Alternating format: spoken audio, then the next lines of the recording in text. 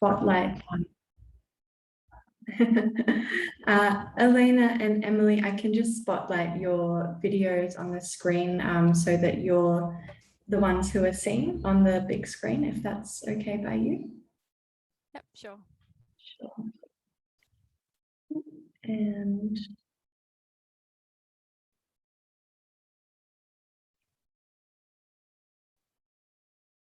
okay, so thanks everyone for joining us today in this session. So today we'll have a 50-minute panel. Elena, Pereyra and Emily Sims will be presenting this panel on the creation of a national housing strategy. So I'll hand over to them to introduce themselves now.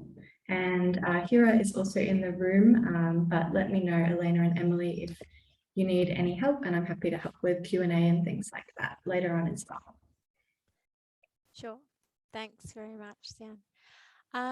We're actually just sort of framing the conversation, and I'll drop a link in the chat for people. Just do that.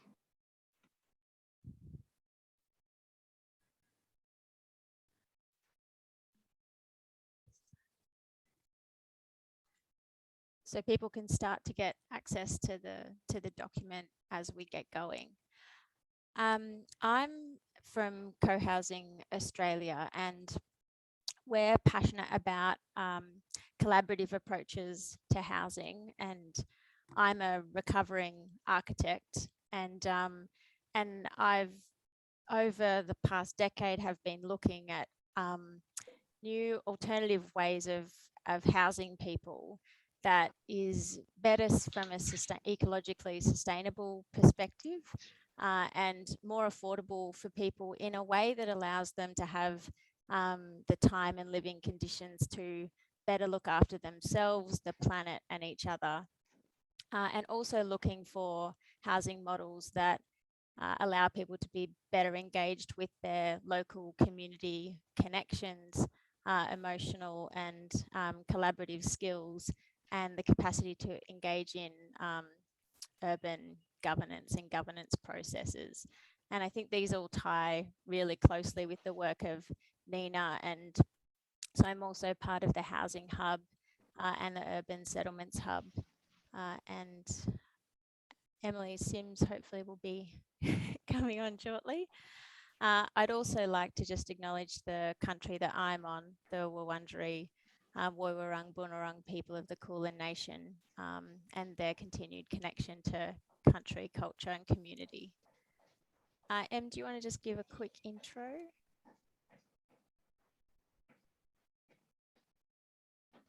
You're just on mute. By this stage, that would never happen. Hello, everybody. My name's Emily. I am the Research and Policy Manager at Prosper Australia. And I would like to acknowledge the Anawan people who are the custodians of the land that I'm on, which is the New England Tablelands in Northwest New South Wales. I'd like to pay my respect to their elders, past, present and emerging, and to extend that respect to all Indigenous people in Australia and Torres Strait Islanders as well. So yes, Prosper has a keen interest in housing, and with Elena, I have been, well, we've sort of been plodding along a little bit with the Housing Hub here at NENA, contributing different sort of ideas to the conference and convening people who have got a strong interest in housing. And my background is that I have, the government will let me be a town planner, but I haven't done it yet.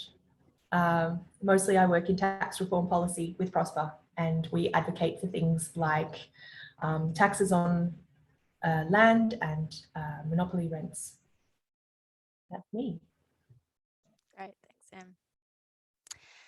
And so the document that we wanted to kind of co-create today with you all is a sort of policy platform, I suppose, in the lead up to the impending federal election to campaign for a national housing strategy.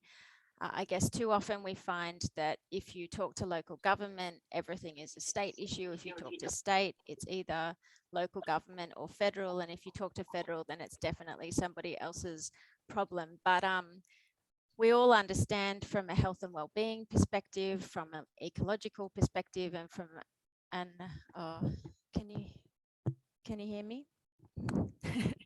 And from an affordability perspective, that there are big levers that the federal government hold that will be instrumental in creating safe and affordable housing for everyone. And from that strong basis, it's possible then to engage in all of these other critical elements of life and community and country and our global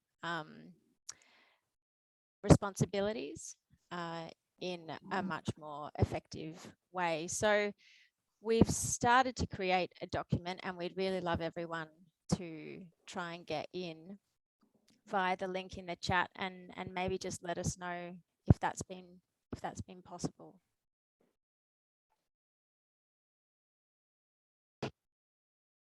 It worked for me, and I can see about 5 other people in there at the moment. Great. For the people who are currently watching in person in Brisbane, amazing.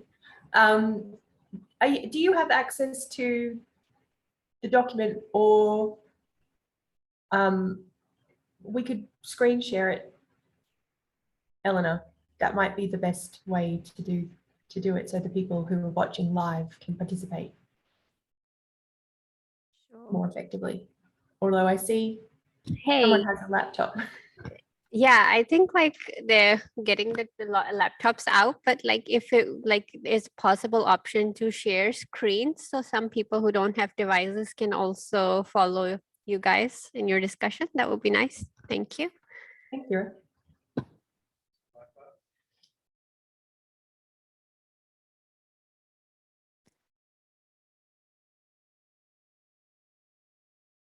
Shall I do that, Elena, or will you share? I don't mind. I'm just I was just struggling to look for it. Do you have it ready to go, or? I have it ready to go. Oh, okay, yeah, perfect.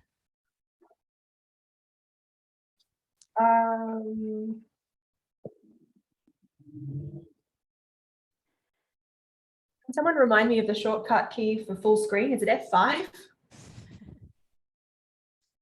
So what we've started to do is lay out a sort of call to action. So it would be great in that that first section that you can start to see on Emily's screen is a bit of the kind of high level shortlist of what we think a national housing strategy might need to include.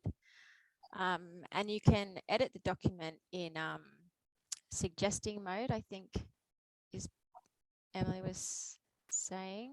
Yep, just indicating You up go there. down and drop down to suggesting. Then who should the audience be? So we have Mark, Tanya, and David online currently, and then I think a few others in the room. I think everyone's an anonymous something. Yeah. Looks like. Yep.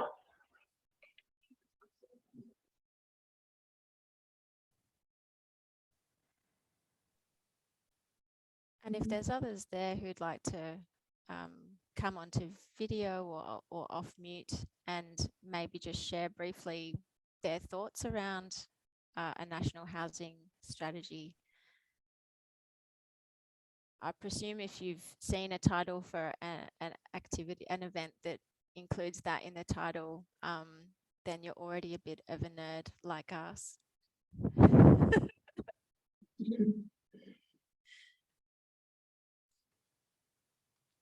And so I'm sure you have many things to contribute.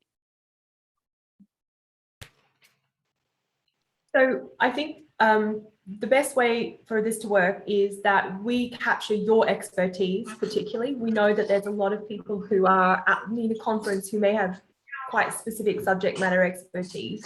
So for example, for me, I have subject matter expertise around taxation. So my contribution to this document is likely to just be centered around this area of the document. So I'm just going to go ahead and sort of make some suggestions. And I think that if we can either have a big discussion about it as a group, or maybe just writing the things that we think ought to be part of this letter, this open letter that will form the basis of NENA's advocacy to the federal, for the next federal election. So, for example, I think it's really important that the capital gains discount is for property.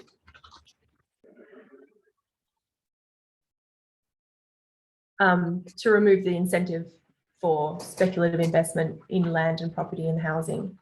I think, Elena, looking at this, I think it might just be easier if we all made direct edits onto the document rather than use the suggesting mode, because it's going to look real messy.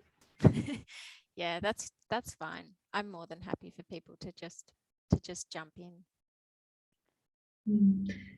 David also just shared, so David from Compass Housing, in the chat, a link from their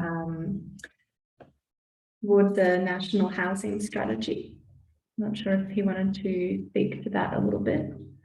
Yeah, I certainly can. It was a collaboration of community housing providers, the peak bodies for housing, and a number of housing related academics, and basically developed a draft housing strategy, which has since been obviously lobbied with federal government. But I think the critical thing is that it became the basis of the Everybody's Home campaign, which I don't know how many of you are familiar with that, but I would actively encourage your alignment with that, as it's got a very strong and very similar basis to this, tax reforms, increased supply of particularly of social and affordable housing, and I think an increase to the Commonwealth's rental assistance. These are the things that the housing sector sees as essential to resolve the current housing crisis, because the federal government constantly supports and subsidizes home ownership to the tune of multiple billions, by some estimates as much as 65 billion, whereas just about, well, even the most generous calculation is about 9 billion on social housing, which is, a total imbalance in terms of the need in the community. The current policies benefit those who are already very well off, and of course, do nothing for those who struggle the most, and particularly those in rental stress, where they pay more than 30% of their income on housing related costs. So the Everybody's Home campaign is now a coalition of about 200 housing, social service, charitable bodies, all pulled themselves behind a single campaign, and to date reasonably effective. The Labour Party's quite well signed on to most of the requirements of the campaign, but of course the coalition is completely deaf to these appeals for social justice and an equitable housing system.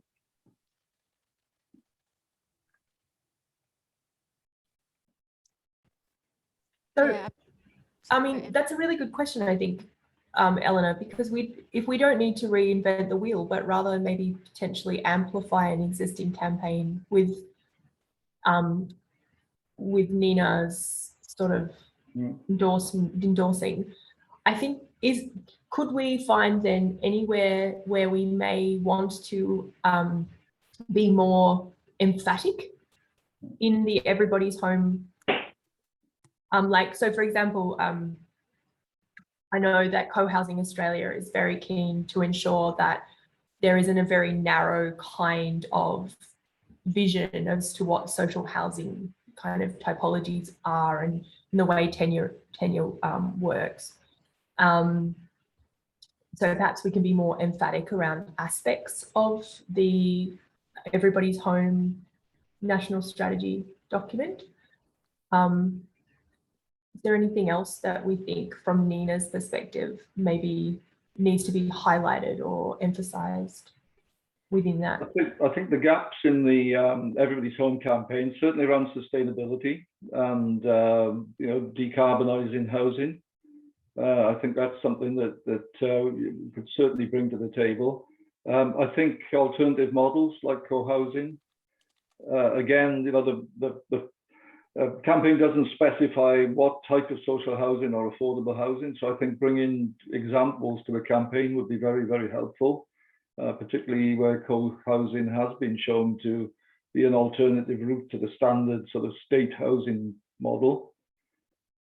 So I think I sit on the operations committee of Everybody's Home, and what we're trying to encourage is everyone aligning with some core messages, but bring in their specialist and unique perspective, whether you might be from a domestic violence perspective, for example, or a youth justice perspective. These are acute patterns of homelessness associated with those social issues.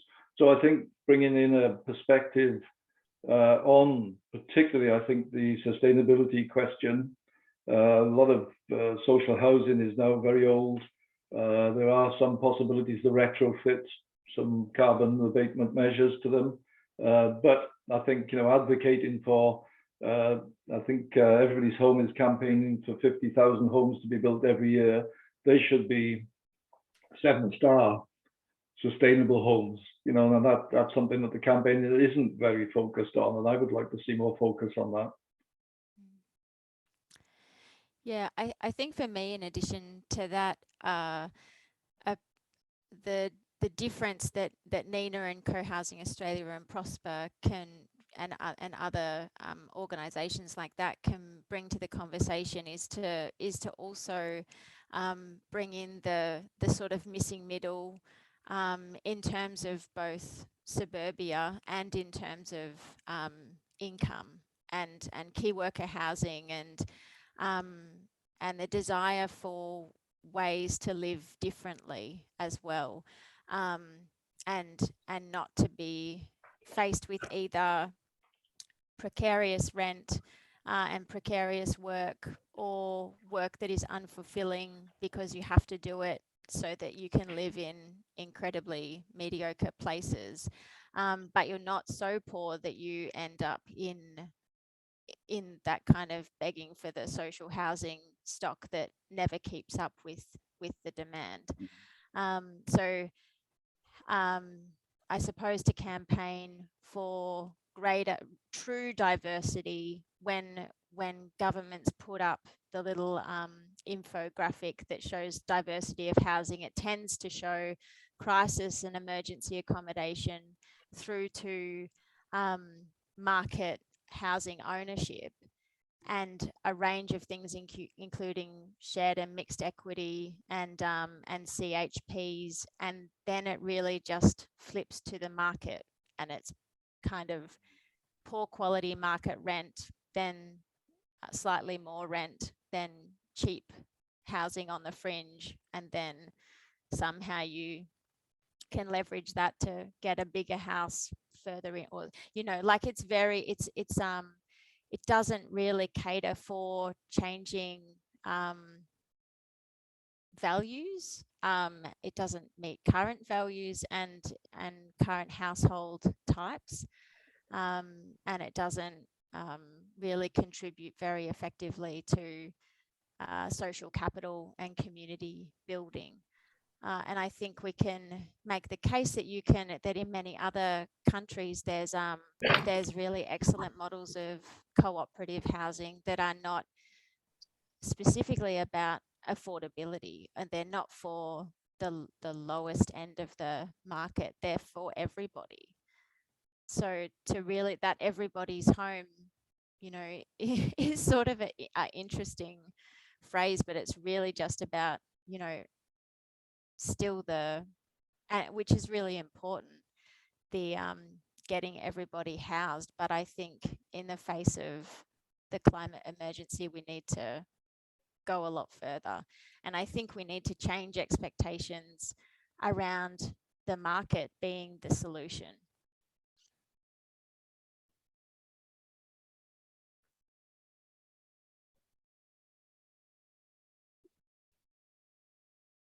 Why does it want to be bold? Maybe it should be a bold document. Maybe take it off bold. Changing expectations around the market being the solution. That I've just been watching along at home and somewhat participant to the Felinsky inquiry into housing supply and affordability at the moment. And it certainly seems that for at least the coalition in the federal government and also a large plank of civil society,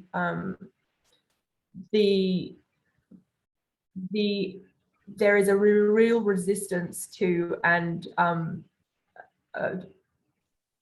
they don't want social housing to be expanded. Essentially, they're not interested in increasing government participation in housing supply, and consequently, there's this very large emphasis on rent assistance and social housing vouchers and the unlocking of untapped supply and enabling the market to deliver more private sector housing, which is really frustrating because it does go against most of what the research has told us around what the supply gap actually is and what the capacity of the market to deliver that supply actually is, which is very, very limited. The private sector is not in a position, and please someone correct me if I'm wrong, David, perhaps you've got more insight into this, but our understanding is that the private sector actually does not have the capacity to build out a steady stream, a steady supply that's linked to population growth or some other kind of metric. They're very much sort of thrown around by market conditions as they are, and consequently that gap is unable to be filled. But I'm interested in how we are reading the political landscape, because for many, we've been shouting about tax reform and housing affordability for probably forever. And I know that like everyone's home and these ACOS, etc., the peak housing bodies and the academics have been shouting about the need for the expanding public housing sector and social housing sector. And we've just watched the Labor Party walk away from very modest election commitments around tax reform. And at this point, the federal government seems intent on just kicking the can down to the states. I mean, where's the opportunity in this political landscape? How are we reading it? Hey, Emily, we have a comment from the room. I will just pass it to the audience, and they have a comment. Fantastic. Hi, can you hear me? Can you hear me? Can you see me? I don't know where the camera is. We can see you, we can hear you. Okay, great. I'm Michael Murray. I'm giving a talk at 3:30. We can see your back. Michael, if you turn around, the camera's behind you. Keep turning a little bit further. Oh, yes. Hi, everybody. Hey. Thanks. So my presentation at 3:30 in another room is around finding a middle path between the speculative market, real estate market, and social housing, which does involve a certain degree of equity plus commons and co-housing type models, because I think that's the way to go, very similar to what's happening with the climate debate at the moment. We're probably going to get more movement and action out of the social initiative, social impact, private sector than we are with any governments, local council or state at the moment, because they all seem to be fairly locked into their ideology. But they're all around the country at the moment. There's many people kind of questing and vying for new housing models, and there are developers out there potentially ready to supply it. but there's a bottleneck at planning and legislation. So my talk's basically going to be about a history of how we got to what I call peak property, and then some solutions coming down the other side on how we can kind of have a combination of a non-speculative equity owning co-housing type model with the Commons incorporated. And good luck to all social housing if it gets up with government funding, and good luck with lobbying federal and state parliaments to do things like lowering capital gains and eliminating negative gearing. Good luck to you, but I think that any government at the moment, unfortunately, who does anything to diminish the speculative housing price range is going to be not only voted out of office, but marched out of office. So to me, that's a dead end, and there's so much happening on the edges, just as there is in the climate change sphere of bringing rapid change from the innovative private sector. So let's hope that's an opportunity. Okay. Can I just very quickly respond, as I've got to leave because I've got a session following this. The problem is the shortfall currently is 700,000 homes. And with the best intentions and the best will in the world, the kind of co-housing model is growing very slowly, and we have a crisis.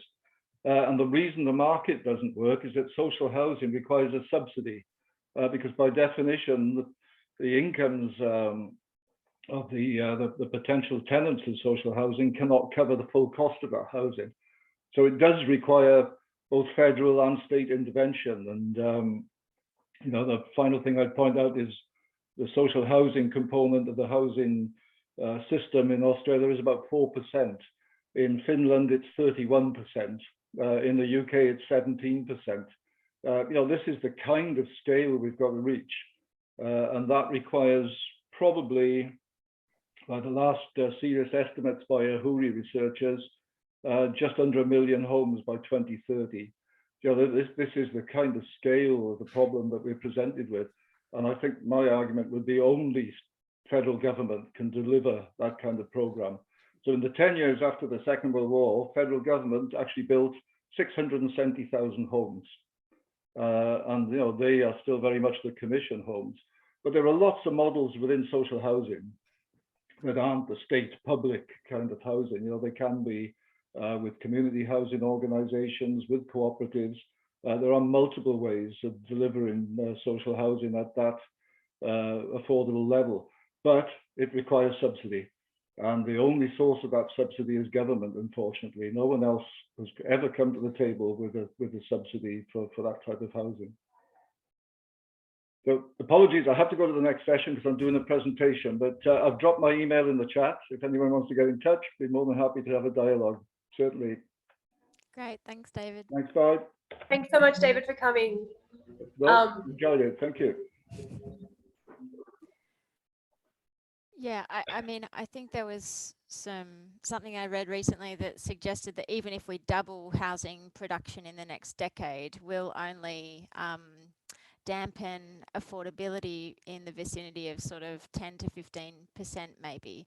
And even many projects that aspire to meet more affordable levels and also deliver on sustainability like Nightingale housing, which is largely in Melbourne at this stage, they still only come in sort of 15% below the market price, which is still wildly unaffordable for the vast majority of people.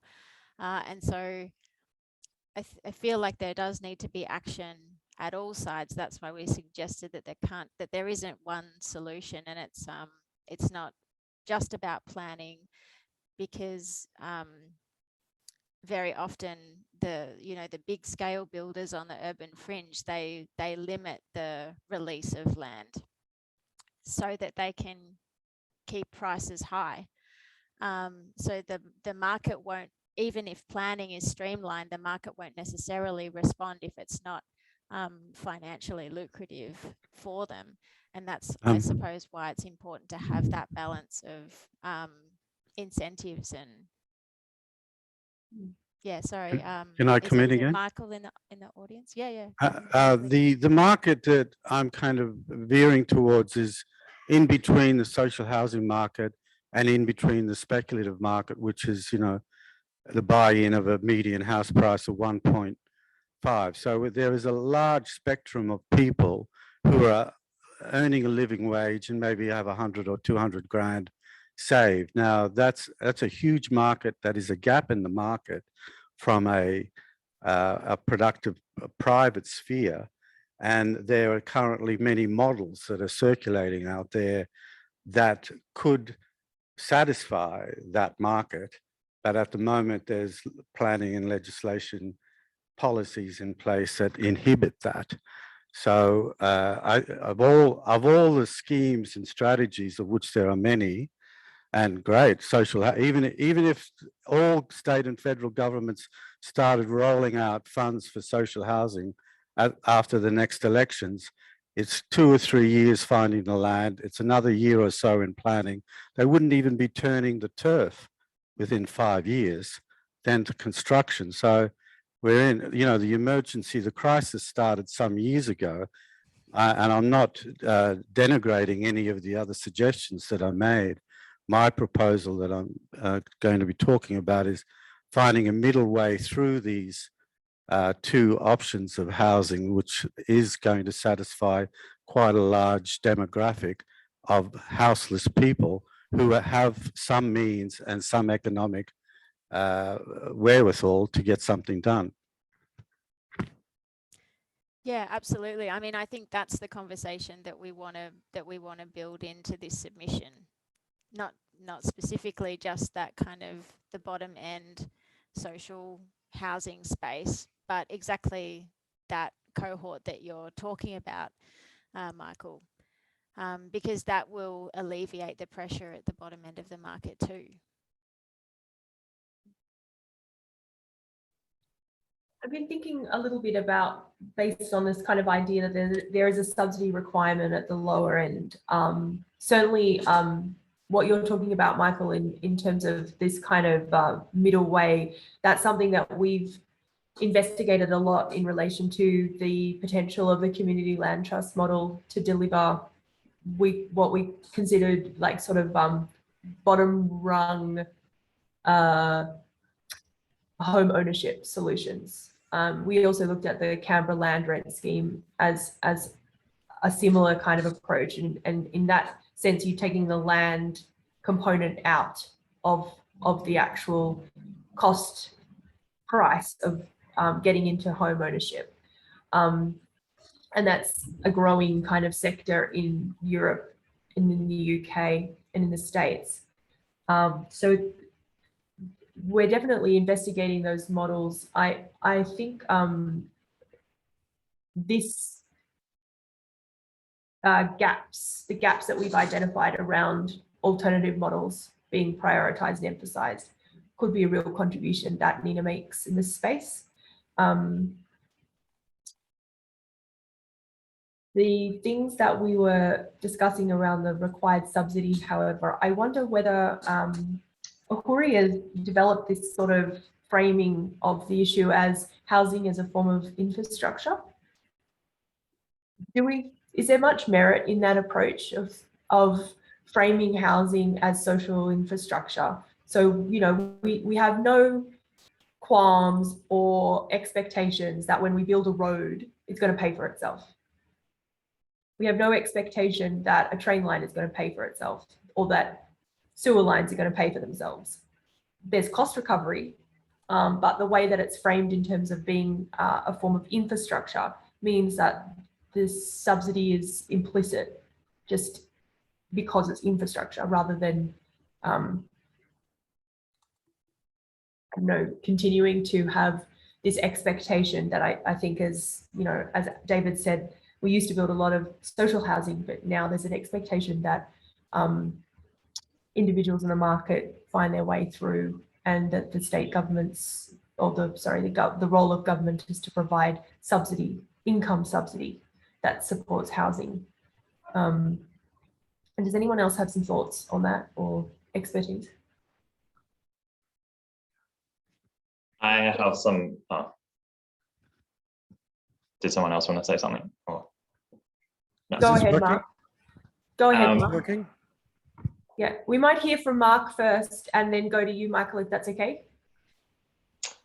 Yeah, I just wanted to, I guess, add to Emily's comments and a lot of the comments made. I think, I guess from this exercise, I'd be really keen to see what are the policy tools and levers that we can advocate for that can help those structures such as community land trusts, co-housing, and other types of housing and forms of ownership. Yeah, move us towards where we want to get to. I think, you know, there's a much bigger systematic kind of question for society in terms of, you know, I guess, Emily, what you are leading towards is in terms of infrastructure, like what is housing for and what is our relationship with housing? You know, it's very much a really a commodity and about making money in a lot of the housing system, and, you know, potentially needs to move towards society seeing housing, yeah, as something very different, like a, you know, a basic need or infrastructure or however you want to put it. But yeah, I think there's probably some really interesting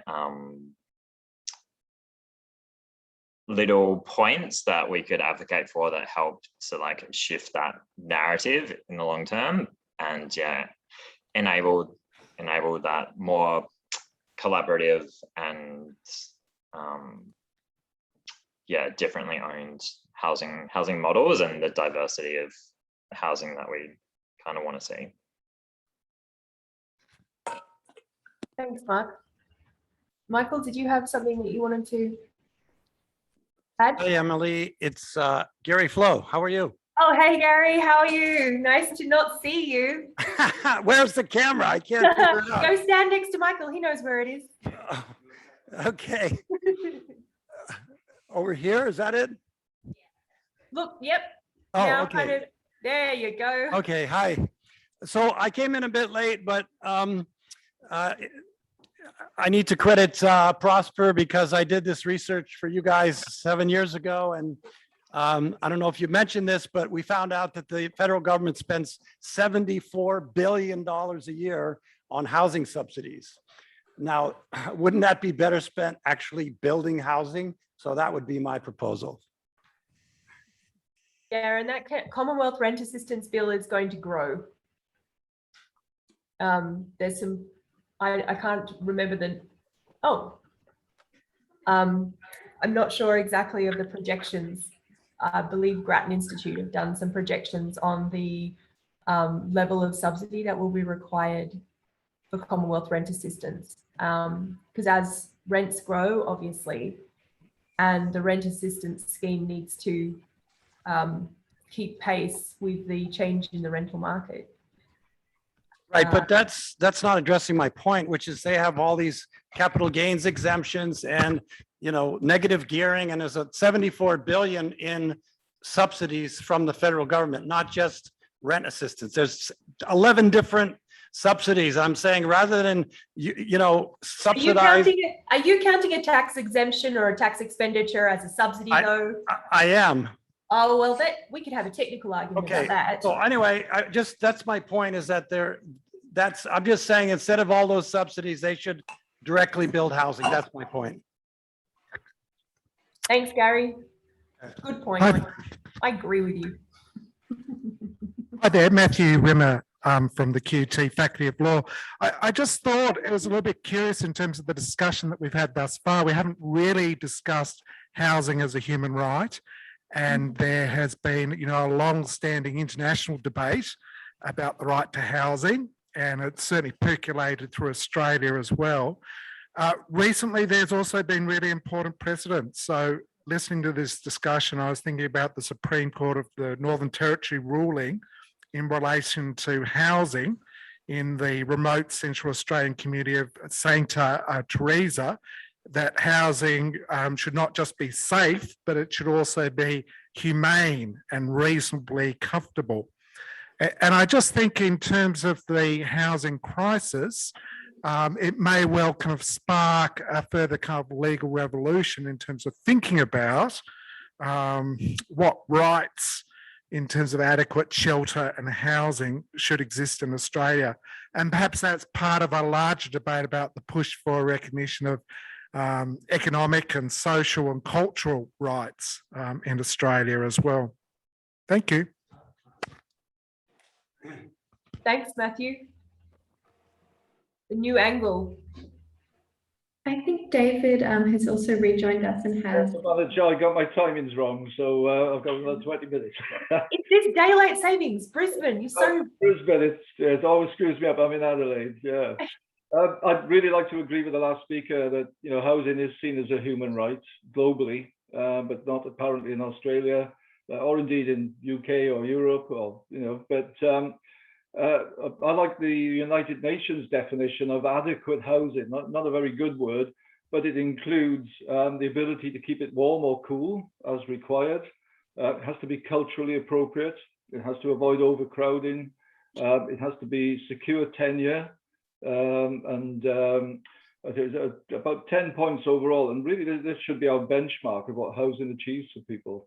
It's an absolutely fundamental human right, and I've always believed that housing is an absolutely foundational part of our lives. If we don't have secure, safe housing, then everything else falls apart. Our children fail in education, our health profile collapses. It's an absolutely basic human requirement to have good shelter, and the government really, I think, is failing about a third of its citizens currently in not providing that very basic human right.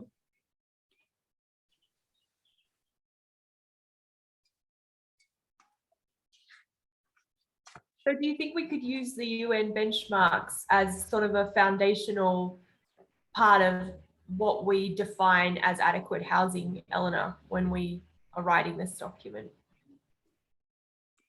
Yeah, I think so. I would be keen to look at a few different international examples to see what is happening elsewhere in order to, because I think it can be really challenging when you look around at the very, very bare minimum that is happening here. It's easy to assume that any small incremental progress is sort of where the rest of the world is at, and we don't often realize just how far behind we really are.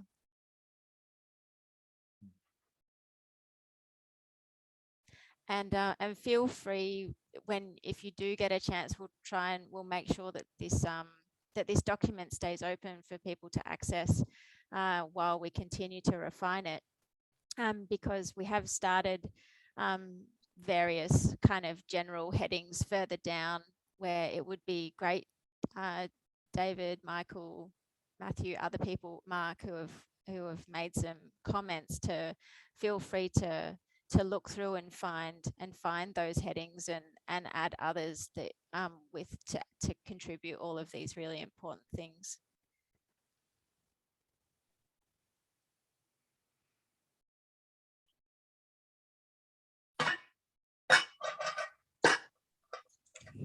You want somebody to comment on Mark's question about what are some of the practical issues that can be resolved through planning and legislation? Yeah, go ahead, please, Michael. So look, all states have different planning and legislation policies. So I'm acquainted only really with New South Wales and Northern New South Wales. But I mean, to give a good example, where we come from, where I am from, Bundjalung country, thank you. One is that we could house quite a few people immediately using either the tiny house village or movable studios, because you now have enough technology to have solar, drop toilets and grey water management on site. So you could be housing people within a matter of months with not a huge amount of money, but the legislation against that is prohibitive because the primitive camping zoning, where you can either do it on private land or state or council or crown land, is that you can only use the primitive camping zoning for a 90-day maximum. So, you know, we've been thinking of challenging that policy by just setting up a tiny house or a portable home village, like a pop-up village, without having to get a DA, by not accessing any of the infrastructure requirements like power and water, and then challenging the authorities that be, that we're staying until we get somewhere. Okay. Oh, but aren't we doing different sessions? Oh, were we? Oh, yes. I think we were. I don't know. Well, then There we go. Sorry, keep going. That's just one example. Could I make a case against tiny homes? And it is that in the I'm not advocating for tiny homes at all. I agree. The square meterage cost of a tiny home is super excessive. I'm just using it because it is an example. Lots of people want to live in one for whatever reason. I'm just using the zoning example as a situation that can be overcome without a lot of legislation, and as an answer to Mark's query.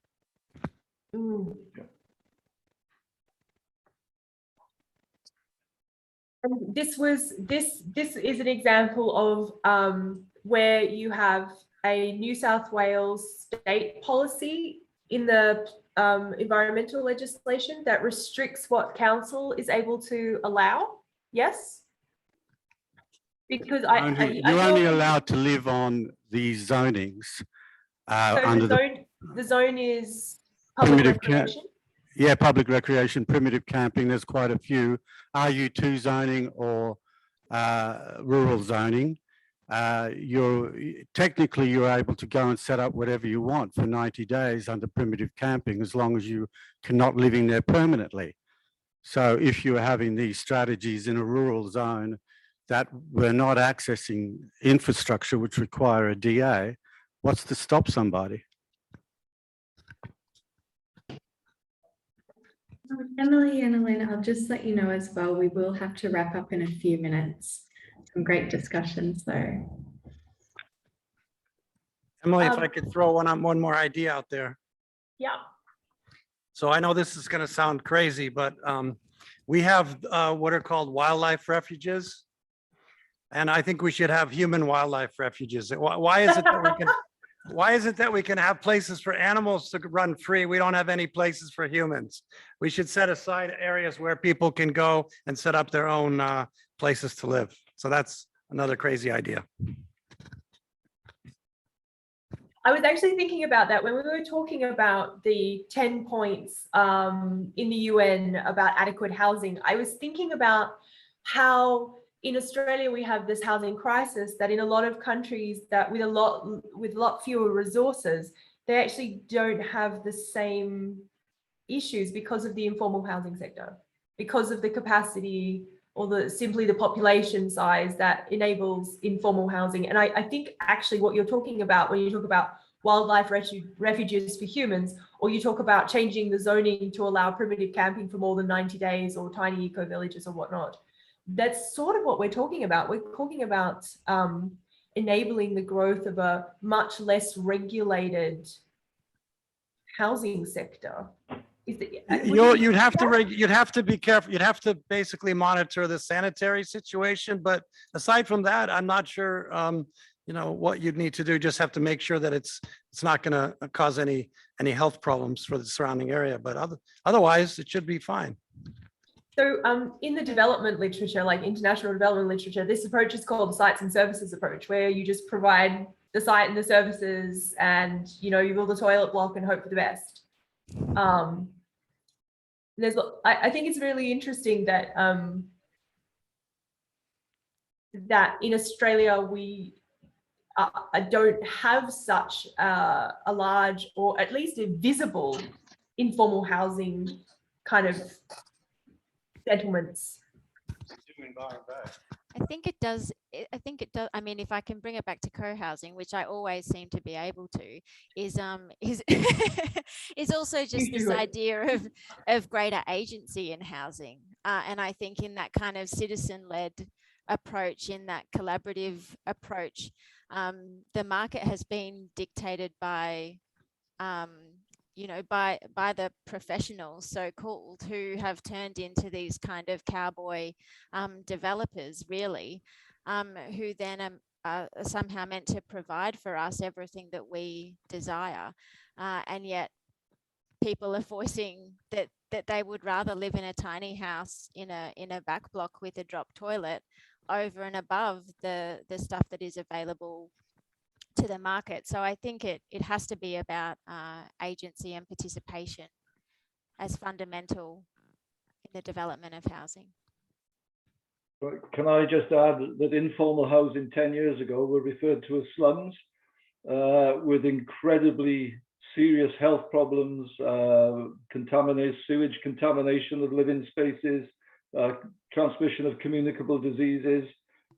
Regulation is essential to a certain level, and I think there's certainly an ability to relax regulation to the point, for example, that we could build eco-villages on appropriate sites that allows the person building the home to specify the home, but it would minimally have to be connected to sanitation, whether on-site sanitation or the sewage system. You know, these are basic requirements. And again, I go back to that UN definition. You know, the homes have to be healthy. Informal housing, when it's developed from poverty, creates slums. When it's developed from wealth, relative wealth, then it has a role. I agree. Yeah.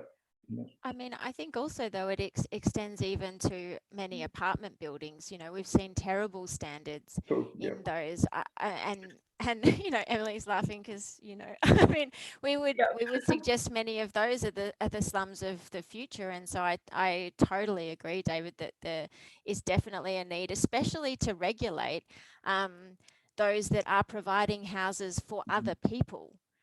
In the context, though, of creating agency for people to create the housing, and as you say, not from a place of poverty, but from a place of empowerment, then I think that's a really exciting space. Agree. Sure. I think we're probably going to get the hard wrap up. So, yeah, unless there's any other comments, I'll hand it back. There are a couple of comments in the chat as well. We are, I'm going to say, pretty well out of time, but might be good to just include. So Kyle mentioned about working with First Nations land and decolonisation, which I don't think we have really touched on, but might want to bring that up. And Penelope also just commented, does the scale of regulation needed to ensure health reflect the density of the housing population?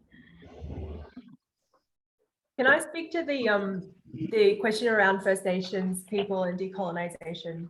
Let me recall the exact question. Working with First Nations land, yeah. So I had the great privilege of seeing a conference paper being presented about the difficulties in getting informal housing, or like adequate but small housing on land that's within Aboriginal protectorate areas. The overlapping planning constraints that essentially mean that land may be within a treaty area, it may be within an Aboriginal protectorate area, but if you're an Indigenous person who has native title, good luck going out and putting a caravan on it. It's just not allowed. So I think there's probably a lot of work to be done in unpacking some of the ways in which we expect Indigenous land to be, or at least the planning system in Queensland, this is. The interaction between native title and Indigenous protectorates essentially set up vast tracts of native title land that are in essentially museums. people can't develop, or Indigenous native title holders can't actually develop them. So that's just a comment on that. If anyone has better information or more knowledge on that, I'd be really interested to hear. I think in addition to that, it would also be great to have a deeper conversation about paying the rent, and that somehow, you know, those who are lucky enough to own land and housing in Australia should definitely be contributing to that element. I think we are going to have to wrap up just for the next session. Absolutely. Thanks. Thanks so much. And yeah, feel free to get in touch with either Emily or myself. You'll be able to do that via the NENA website through the Housing Hub and the Urban Settlements Hub. I think in the new year, we'll be amalgamating those anyway, because housing and settlements can't very easily be separated. And also we have a range of working groups that includes planning and legal and finance. And so it would be great if anyone, there's been heaps of excellent contributions today, and it would be great to have ongoing discussions around those for the purposes of this, but also for the purposes of developing and scaling these alternative opportunities. So thanks so much everyone for your participation today. Thank you, Elena, and thank you, Emily, for the session today. It was a great discussion and good to see so many suggestions. Wonderful. Thanks. I'll stop recording now. Thank you so much, everybody. Thank you.